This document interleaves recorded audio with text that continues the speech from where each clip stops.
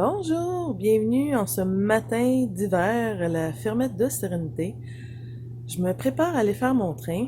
Puis là, hier, j'ai fait un changement dans le bâtiment. En fait, pas un changement dans le bâtiment, mais j'ai changé Andy de place.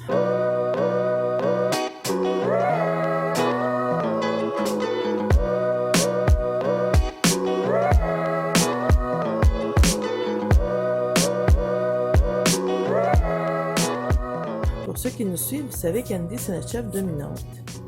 Puis là, elle était rendue avec un enclos double quasiment à elle tout seule, puis un tout petit enclos pour mes deux grosses nubiennes qui, elles, ont pas de cornes.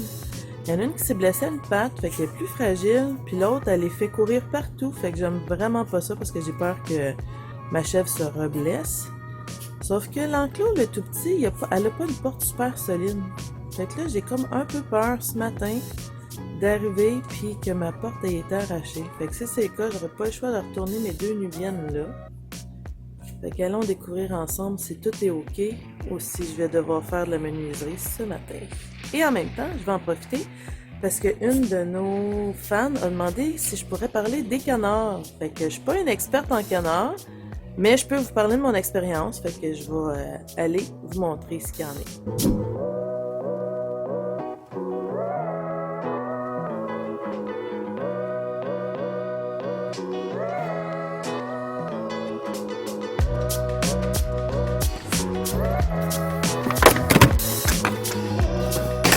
Oh, ça regarde bien.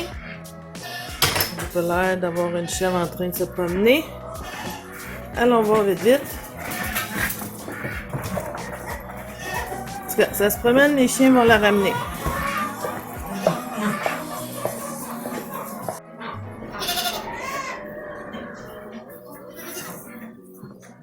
Ah ah ah! Allô Andy!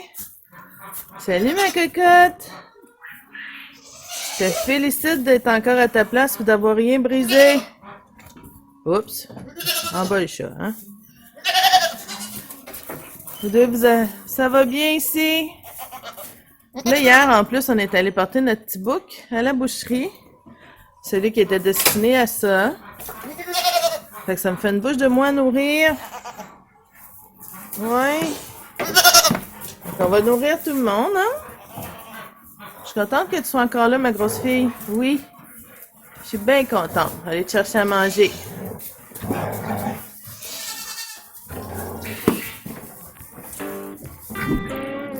Un de mes canards est en train de prendre son bain dans l'eau toute propre de l'abreuvoir que je viens de nettoyer. Elle est toute mouillée. Vous voyez, ça, c'est une des caractéristiques des canards. Ces deux canards-là, pour faire une histoire courte, je suis allée à la meunerie chercher de la moulée la journée de l'anniversaire de mon fils. Et je savais pas que c'était la journée où est-ce qu'il y avait la livraison des poules, des cailles puis des canards. Quand je suis arrivée là-bas, j'ai fait la file d'attente parce qu'il y avait beaucoup de monde. Puis, il y a quelqu'un, à un moment donné, j'ai entendu dire qu'il restait des canards en surplus. J'ai entendu le prix, puis je me suis dit, ah, ça ferait un beau cadeau d'anniversaire à mon fils parce qu'il aime les canards. Fait que j'ai acheté 2 canards, puis ça, quand tu les achètes, ces canards-là, habituellement, c'est pour engraisser et pour tuer, pour abattre, pour manger. Ils prennent un bain, là. Fait que j'ai acheté les canards, 2 beaux petits canards, tout jaunes, full cute, je les donne à mon fils, je les amène, puis je les ai mélangés avec 4 poules. En fait, c'était des poussins dans ce temps-là. Les 2 ici, la grise, puis l'autre qui est derrière, là, qu'on voit pas bien. Fait que je les mets ensemble, puis ils s'entendent bien, ils se collent ensemble, tout va bien. Vient le temps de faire l'abattage. Mon fils me rappelle que les canards sont à lui. Alors, fais pas l'abattage. Là, je peux pas, j'avais oublié que j'y avais donné. Fait que je peux quand même pas tuer ces canards. Puis j'y avais donné. Fait qu'on va les garder, puis on verra plus tard. Donc, l'année passée, une bonne amie à moi m'avait demandé si ce serait possible de garder ces canards pour l'hiver. 2 canards de Barbarie, un mâle et une femelle. Fait qu'on a dit oui, ça va être l'occasion d'essayer, puis il était en plein dans l'enclos ici, aussi avec des poules. Ça l'a bien été, sauf pour quelques accidents de débordement d'eau. À un moment donné, on est arrivé dans une des vidéos, on le voit, là, il faut tout nettoyer, parce qu'il y a de l'eau partout. Mais dans ce temps-là, on avait un petit abreuvoir pour les poules qui, je vais essayer de vous le montrer si je le vois là, mais c'est comme une soucoupe avec un couvercle, un couvercle au centre. L'eau coule dans le centre, là il y a le tuyau qui sera, là on le verra pas, oui, au tuyau au mur. Sauf que c'est très facile à verser. Fait qu'on a eu des dégâts de versement parce qu'une fois que ça s'est tombé, le niveau d'eau il vient jamais à sa hauteur, fait que ça coule et ça coule et ça coule et ça coule. Fait que c'est pour ça qu'on a décidé d'installer un abreuvoir comme ça avec une pesée à l'intérieur, c'est avec une balance, un ballon, fixé au mur pour éviter ces dégâts-là. Fait que déjà là, on s'est sauvé les morts d'eau cet hiver, on n'en a pas eu. Par contre, quand vous avez des canards, ce que vous sachiez, c'est que, regardez, là, ils sont en train de se nettoyer. Quand ils se nettoient comme ça, l'eau revole partout. Fait que dans le poulailler ici, quand on va faire le ménage, on va avoir des vraiment grosses croûtes des galettes, là, parce que c'est humide en dessous. Dessus, c'est sec. On est correct, nos poules sont en santé, ça va bien, c'est pas trop humide, mais en dessous, c'est des galettes. Alors, ces canards-là qu'on pensait abattre, on les a pas abattus. Mais, ce qui s'est passé, c'est pas longtemps après, il y en a un des deux. Je soupçonne celle du fond, celle-là, être la femelle, elle s'est mise à pondre. On s'est dit, wow, l'autre pond pas encore. L'autre est plus malcommode, puis sur la queue, il y a comme une petite plume qui retrousse, fait que je pense que c'est le mâle. Sauf qu'il est mal commode parce qu'il passe son temps à courir après la seule poule grise qui est magnifique, mais qui reste comme plus une plume sur le dos. Il la blesse pas, c'est juste qu'il y a comme une fixation sur elle. Aucune idée pourquoi.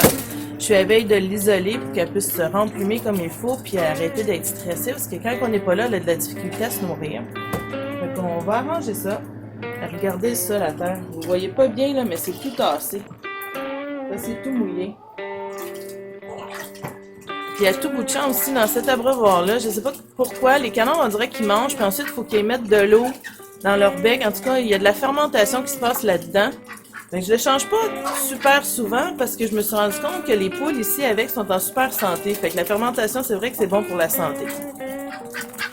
Mais on a aussi fait l'abreuvoir au mur que mon chéri a fait pour s'assurer que nos poules aient toujours de l'eau propre. C'est dans ça aussi que je vais rajouter les vitamines. Puis là, dernièrement, j'ai mis des extraits de ortie pour essayer de recrinquer la santé et la pompe. Mais ça va bien ici. Ça pompe, ils sont en santé et ils vont bien. Fait que ce que j'ai appris des canards. Si vous pensez avoir des canards, songez à un environnement qui va être bien pour les canards. Ça veut dire que là, nous, on s'attend que ça se peut que le bas du mur soit magané. Prochain endroit, on veut des canards, sûrement des coureurs indiens. L'hiver, il va falloir les rentrer à l'intérieur. Ce qu'on va peut-être faire, faut que mon chéri, on se fasse un échafaudé, un plan, mais ce que moi j'ai pensé, c'est de prendre une pièce où on va mettre du prélard qui va monter le long des murs à la grandeur. Un prélard qui va rester imperméable.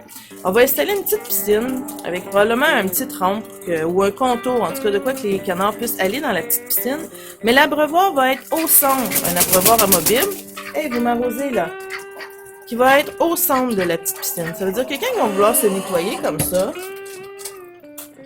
ils vont le faire dans la piscine, puis il y a des bonnes chances que mon contour de piscine puis la rive qu'il va y avoir dans le restant de l'enclos va rester plus sec. C'est sûr que si on en a une dizaine comme on veut, les dégâts risquent d'être plus présents. Mais en ayant mis du prélard partout dans le fond, ça va être beaucoup plus facile à nettoyer, puis notre bois ne pourrira pas au fait que c'est à l'humidité. Puis si jamais on a juste 2-3 canards puis on veut mettre des poules, ce que ça va faire, c'est que les poules vont rester au sec tout le temps. Fait que ça, en gros, c'est ce que j'ai appris sur les canards. Je sais que les canards les coureurs indiens sont reconnus pour être dans les meilleures pondeuses. Oh, on vient de flopper plus d'électricité. Oh, l'électricité est revenue. Fait que c'est dans les meilleures pondeuses, puis au niveau du jardin, c'est des gobeurs de limaces, c'est des gobeurs de bébites. Yark, je prends mon bain moi avec. Fait que c'est vers ça qu'on va aller, parce que sérieux, on tripe vraiment sur les œufs de canard. J'aime vraiment beaucoup ça, et je vous montre la grosseur des œufs de canard que nous on a. Alors, c'est à ça que ça ressemble un œuf de canard. Là, comme ça a l'air de rien. On le voit pas beaucoup, mais regardez dans ma main, la paume de ma main. Un œuf régulier, là, est beaucoup plus petit que ça. Un œuf de canard, si tu mets ça dans une douzaine d'œufs, le couvercle ferme pas. Puis, en tout cas, dans les coops, où est-ce que j'ai regardé, on trouve pas de boîte d'œufs pour les canards, c'est bien mal commode. Si un jour on en vend, on va faire ça, zéro déchet. Les gens vont apporter leur contenant. Surtout si on a tous nos canards nos coureurs indiens qu'on aimerait avoir. Fait que ça ressemble à ça. Fait que si vous voulez avoir des canards, moi je vous dirais que ça vaut la peine. Si vous voulez les élever pour les manger, souvent à la date que vous les avez, Vous les abattez avant que l'hiver commence. Fait que souvent, s'ils sont dans un petit enclos dehors ou quoi, ou vraiment comme ça restera pas longtemps. Au bout de 4 mois, ils sont prêts à être abattus, je dirais environ. Nous, c'est parce qu'on les garde, on vit avec, on assume, c'est pas si pire, on arrive à dealer. Pas d'abreuvoir qui balance, qui bascule, à moins que ce soit les gros, là. Mais assurez-vous de pouvoir les mettre dans un endroit où est-ce qu'ils vont être protégés. Regarde, ma commode, il court après ma poulette. Et là là. Hop. Puis, c'est sûr que ça sent mauvais, sûrement si vous avez un tout petit endroit. Il est en poulette. Si vous avez juste un tout petit endroit pour les mettre, puis que vous en avez beaucoup, ça va sentir mauvais, ça va être à nettoyer souvent. Mais avec un système de nettoyage ou de prélat, quoi que ce soit, si vous assurez pour pouvoir nettoyer ça régulièrement, vous allez probablement vous en tirer. Fait que c'est ce que je sais, c'est ce que j'ai appris. Nous, les inconvénients sont pas assez gros pour dire qu'on n'en veut plus. Au contraire, comme je disais, on veut avoir des coureurs indiens. Ces 2 canards-là, on va sûrement les garder, parce que si ça s'avère que lui est un mâle, autre chose qu'on a appris, c'est que ça leur prend de l'eau pour s'accoupler.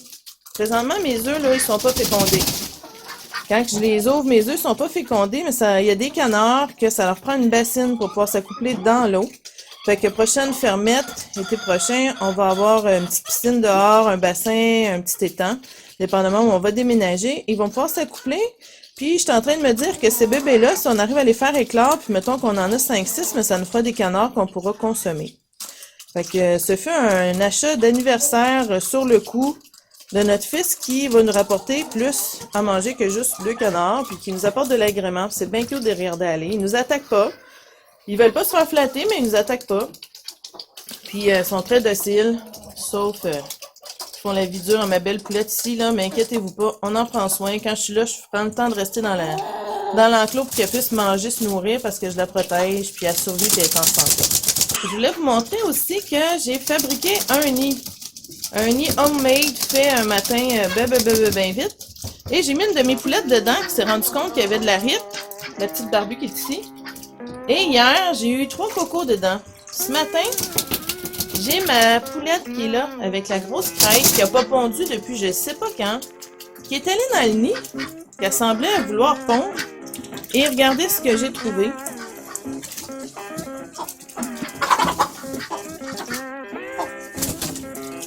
Il n'y a pas de coquille. Je pense que c'est un début de cheptel. Ça veut dire que vu qu'il y a un nid, un endroit propre, probablement c'est parce qu'il n'y avait pas d'endroit isolé pour qu'elle puisse pondre. Elle a décidé de recommencer à pondre. Fait que si on est chanceux, elle va commencer à nous donner des cocos dans le beau nid ici. Regardez si je compare. C'est vraiment tout petit, mais ça, c'est pas une grosseur véridique, là, puis il n'y a même pas de jaune dedans. Mais souvent, au début et à la fin d'un cheptel qu'on appelle d'œuf, on va avoir des œufs comme ça. Que moi, comiquement, j'appelle ça des pètes de poule, là. Mais ça, c'est mon langage fermier que mon fils ne traite pas bien. Fait que c'est à ça que ça ressemble. Fait qu'on a bien hâte de voir ce soir la cueillette de coco, combien qu'on va en avoir dans le nid. S'ils vont tout avoir cliqué. Je pense qu'il y a juste ma grise qui n'a pas commencé à pondre encore. Probablement trop stressée à cause du canard. Alors, je vous dis à la semaine prochaine, si c'est moi qui fais la vidéo, à moins que ce soit Stéphane, ou sinon ce sera lui qui pourra vous faire un coucou. Ça a été le fun d'avoir une idée de vidéo à vous donner. Je sais que c'est pas beaucoup d'informations par rapport au canard. Peut-être que ce que je peux rajouter, c'est que nous, ils mangent la même chose que les poules. Donc, moulé pour les ponds. Ce que je sais aussi, c'est que quand ils pondent, il faut leur donner beaucoup plus de calcium parce qu'ils peuvent s'épuiser. Les coquilles d'œufs de canard sont vraiment épaisses, donc ça leur prend beaucoup plus de calcium. Fait que des écailles vides, des coquilles d'œufs broyées, c'est parfait. Puis ils vont le consommer. Puis idéalement cet été, nous ça va être dehors les canards parce que ça va aller manger les bébites puis les araignées, les limaces et tout. Puis c'est vraiment nice les œufs de canard là, dans les recettes, c'est fantastique. Puis moi ce que je fais quand j'ai beaucoup d'œufs de canard d'accumuler, si la recette demande 3 œufs, je mets 2 œufs de canard parce que les jaunes sont immenses et tout et ça donne l'équivalent. Fait que c'est sûr que c'est pas juste, mais nos œufs sont tellement pas tout égales. Puis quand ils demandent 2 œufs, t'as jamais la quantité exacte. Fait que ça fait la job. Puis personnellement, nous, on trouve ça excellent. Alors, je vous souhaite une bonne journée de la part de Bianca à la fermette de Sérénité. Bye!